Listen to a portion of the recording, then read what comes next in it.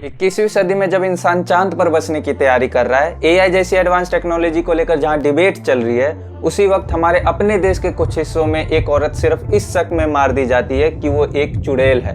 NCRB के report की माने तो साल 2015 से 2021 के बीच 663 लोगों की हत्याएं हुई है इस अंधविश्वास के नाम पर। यानी हर साल औसतन 95 लोग विच हंटिंग का शिकार हुए। और ये फिगर सिर्फ उन घटनाओं के हैं जो दर्ज हुई है।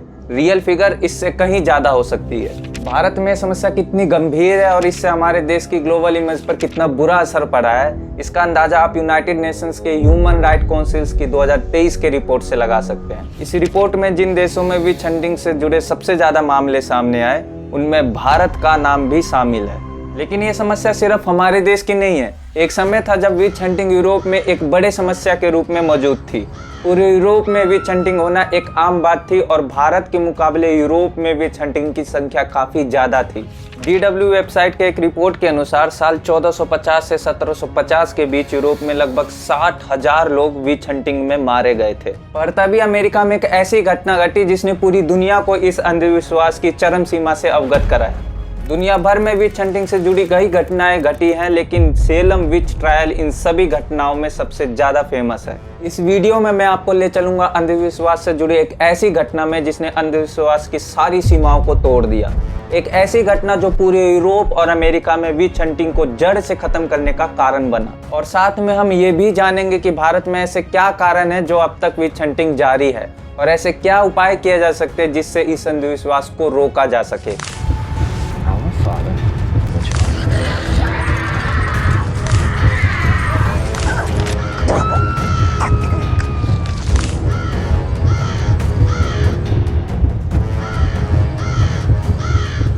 ये घटना साल 1692 में अमेरिका के मैसाचुसेट्स राज्य में घटी। उस समय इस राज्य में सेलम नाम से दो इलाके मौजूद थे। पहला, जो मॉडर्न सेलम के रूप में विकसित हुआ, एक बिजी पोर्ट टाउन था और दूसरा सेलम टाउन से सिर्फ 16 किलोमीटर दूर एक छोटा, गरीब और खेती पर डिपेंडेंट सेलम विलेज, जहां मुश्किल से 500 लोग रहते थे। बेसिकली गांव में ज्यादा पॉपुलेशन रूढ़िवादी प्रोटेस्टेंट क्रिश्चियंस की थी, जिन्हें पुतनाम्स कहा जाता था। ये लोग बेहद रूढ़िवादी थे और अपने धर्म में ज्यादा स्ट्रिक्टनेस होना पसंद करते थे। वहीं दूसरी ओर एक और ग्रुप था जिसे पोर्टर्स कहा जाता था। ये भी प्रोटेस्टेंट क्रिश्चियंस थे, लेकिन ये पुतनाम्स के मुकाबले ज्यादा उदार थे और सेलम टाउन से इनका संबंध भी अच्छा था। उस समय अमेरिका पर ब्रिटेन का राज था, पर फ्रांस समय समय पर ब्रिटेन के लिए परेशानी खड़ी कर देता। यही वजह है कि साल 1689 में फ्रांस और ब्रिटेन के बीच युद्ध शुरू हो गया। इसके चलते सेलम टाउन में बसे बहुत से लोग सेलम गांव में शरणार्थी के रूप में आ पहुंचे। सेलम गांव जो पहले से ही गरीब था, रिफ्यूजीज के आने के बाद रिसोर्सेज पर दबाव और बढ़ने लगा, जिसके कारण गांव में विवाद और तनाव के मामले भी बढ़ने लगे। क्योंकि पुतनाम्स रूढ़िवादी थे, इस कारण से उनका मानना था कि ये विवाद शैतान की वजह से हो रहे हैं। तभी सेलम में कुछ ऐसा हुआ जिसने तनाव को और भी बढ़ा दिया। दरअसल गाँव वालों ने धार्मिक कार्यों के लिए सैमुअल पेरिस नामक एक मंत्री को नियुक्त किया। सैमुअल एक बेहद रूढ़िवादी व्यक्ति था, जिस वजह से पुतनाम का उसे पूरा समर्थन था। सैमुअल के साथ गांव में उसकी पत्नी, 2 बच्चे, एक भतीजी और 2 गुलाम भी रहते थे। एक दिन सैमुअल की 9 साल की डॉटर बेटी और 11 साल की भतीजी एबिगल अचानक अजीब सी हरकतें करने लगी। दोनों जोर जोर से चिल्लाने लगी, अजीब सी आवाजें निकालने लगी, सामान को इधर उधर फेंकने लग जाती और अपने शरीर के अंगों को इस तरह से मोड़ने लगी जैसे हड्डियां टूट गई हो। दोनों अपने त्वचा पर रेंगने, काटने और चुभन होने की शिकायतें भी करने लगी। स्थिति बिगड़ते देख उन्हें स्थानीय डॉक्टर के पास ले जाया गया, जहां पर डॉक्टर उनकी बीमारी को समझ नहीं पाया। मॉडर्न साइंस के अकॉर्डिंग कुछ विद्वानों का मानना है कि यह अजीब व्यवहार अस्थमा, एंसेफलाइटिस, लाइम रोग, मिर्गी, डेल्यूजनल साइकोसिस और कन्वल्सिव एर्गोटिज्म के सिम्टम्स थे। एर्गोटिज्म एक बीमारी है जो राइस से बनी रोटी या अनाज खाने से होती है, जो फंगस एर्गोट से संक्रमित हो जाता है। इससे उल्टी होना, दम घुटना, दौरे पड़ना, मति भ्रम होना और त्वचा पर कुछ रेंगने का एहसास होता है। डॉक्टर के पास बीमारी की जानकारी न होने के कारण उसने इन हरकतों को सुपर नेचुरल करार दे दिया। अब पूरे गांव में ये खबर फैलने लगी कि ये दोनों लड़कियां विच हो सकती है। इस डर से सैमुअल ने अपने बच्चों पर यह दबाव डाला कि वे चुड़ैलों का नाम बताएं, ताकि ये साबित हो सके कि उन पर चुड़ैलों का कब्जा है, ना कि वे खुद चुड़ैल है। दबाव में आकर लड़कियों ने 3 महिलाओं पर विच होने का झूठा आरोप लगाया। इनमें सैमुअल की एक गुलाम टिटूबा, एक गरीब भिखारी महिला सारा गुड और एक बूढ़ी महिला सारा ओसबोर्न शामिल थी। इन तीनों पर रोजाना चर्च न आने का भी आरोप था, जिससे उनके चुड़ैल होने पर लोगों का विश्वास और पक्का हो गया। इसके बाद इन तीनों से पूछताछ शुरू हुई। शुरुआत में इन्होंने चुड़ैल होने से मना कर दिया, पर सैमुअल के दबाव में आकर टिटूबा ने स्वीकार कर लिया कि वो एक चुड़ैल है। उसने ये भी बताया कि वो किस तरह शैतान से मिला करती थी। साथ ही उसने उन दोनों महिलाओं पर भी आरोप लगाया कि वो दोनों भी चुड़ैल है। इसी बीच गांव में बीमारी और बढ़ने लगी और कई अन्य लोगों पर भी चुड़ैल होने का आरोप लगने लगा। इन घटनाओं को देखते हुए गवर्नर विलियम फिप्स ने सेलम टाउन में एक विच ट्रायल शुरू करने का आदेश दिया। ट्रायल शुरू होता है जिसमें उन महिलाओं को अपने इनोसेंट होने की एक नाकाम लड़ाई लड़नी थी। और आपको पता है टिटूबा ने उन दोनों महिलाओं पर चुड़ैल होने का आरोप क्यों लगाया?